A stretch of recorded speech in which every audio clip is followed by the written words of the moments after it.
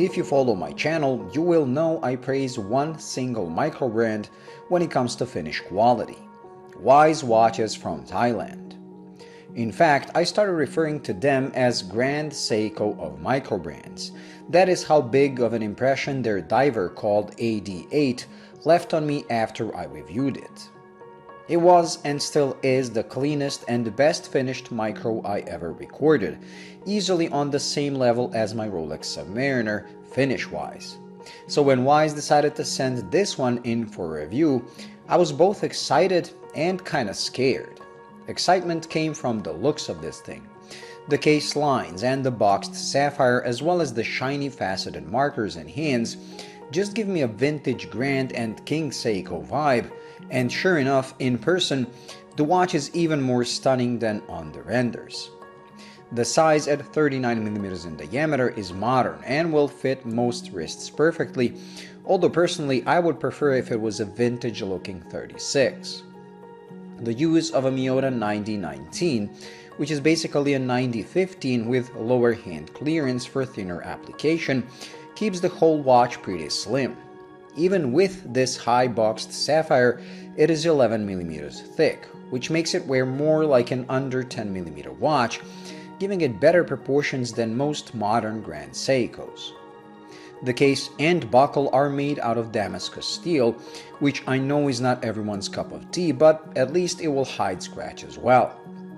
I wish they also offered the regular steel version, as I can only imagine how gorgeous this would look with alternating finishes on the many facets of the case itself.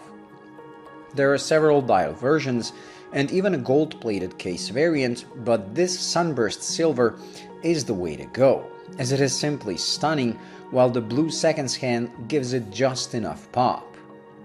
But back to the fear I mentioned at the beginning.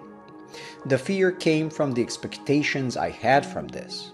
The AD8 is very hard to follow, and I knew getting this under macro will either confirm Wise does go the extra mile compared to other brands and deserves the Grand Seiko of Microbrands nickname, or show that the AD8 I reviewed was just a fluke of luck. Luckily, it turned out to be the former. This is on the same level as the AD8, if not better, meaning it is on a completely different level compared to pretty much anything I reviewed so far, including some high-end Swiss offerings. Usually, there's a saying on the watch forums that if you want to enjoy your watch, don't look at it under a loupe, as you will find some kind of flaw that will bug you and ruin that watch for you. With Wise, just like with Grand Seiko, looking under a loupe is where the fun starts, and it is the only way to fully appreciate the watch.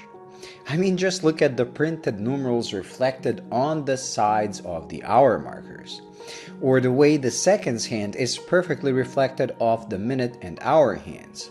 Not to mention, I had to go above and beyond with my macro lens to find a single flaw or speck of dust, finally managing to find one at the 7 o'clock marker.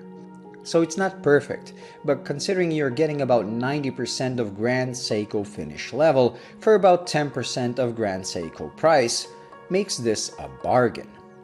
Wise has become one of my favorite micro brands, as they keep making original designs, have great specs for the money, and finish and quality-wise are simply unmatched in this price range, as this watch more than proves it. All I can say is I can't wait to feature another one on the channel with my macro lens loaded and ready. Thank you for watching. I hope you enjoyed and found it useful. If you did, please like and subscribe, and until the next video, bye.